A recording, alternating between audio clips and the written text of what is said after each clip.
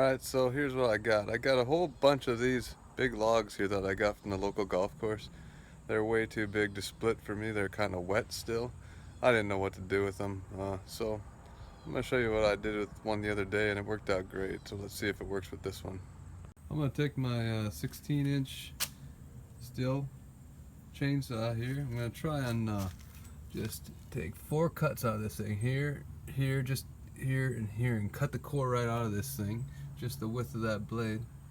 And just make a hole right through the middle to make this thing into a chimney log. Show you what that looks like.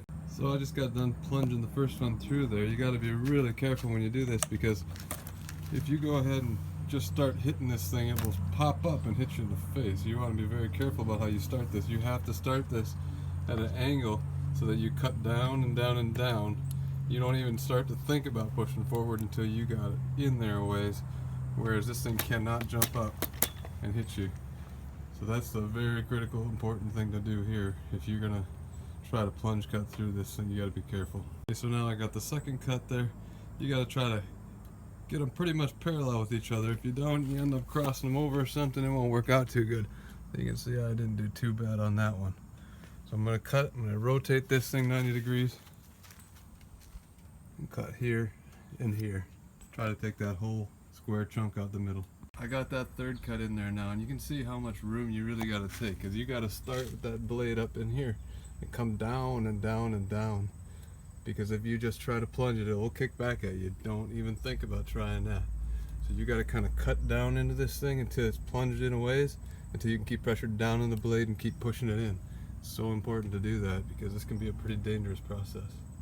Alright, so I finally made the last cut here. So if you did this right, it just pushes right out. It'll come right out. Alright, so now you got yourself a hole right through the middle of that log. Let me show you what it looks like when I start it on fire. Okay, so here I got it rolled over by the fire pit. So in the fire pit, you have to put a couple blocks. I got a couple bricks there. You can use anything that's not going to burn just to set it up so you get that hole up off the ground, so we can get some air coming up through the bottom.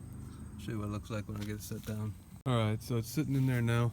It's up off the bottom a little bit, if you can see that down there. Okay, you can see the hole goes right down to the bottom. If I had a good light, you could see that.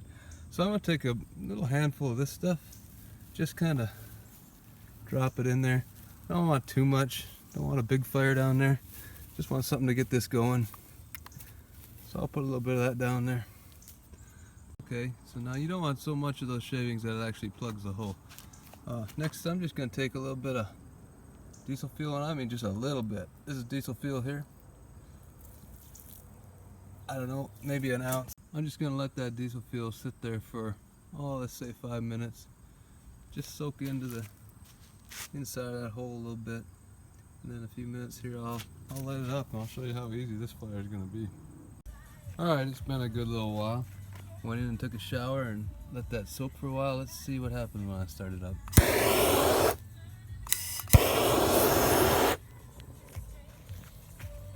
That's all there is to it, folks.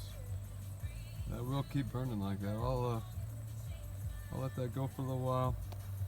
Show you what it looks like in about 2 minutes. Well, here we are about 2 minutes into the start of the thing. It's shooting up about, I don't know, 2 feet almost.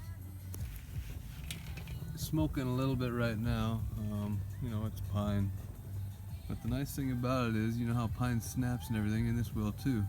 But all those snapping shards are going to go right down that chimney instead of shooting out at my feet. I don't like them hitting my feet. So that's all there is to it. It's that easy, and it makes a beautiful fire.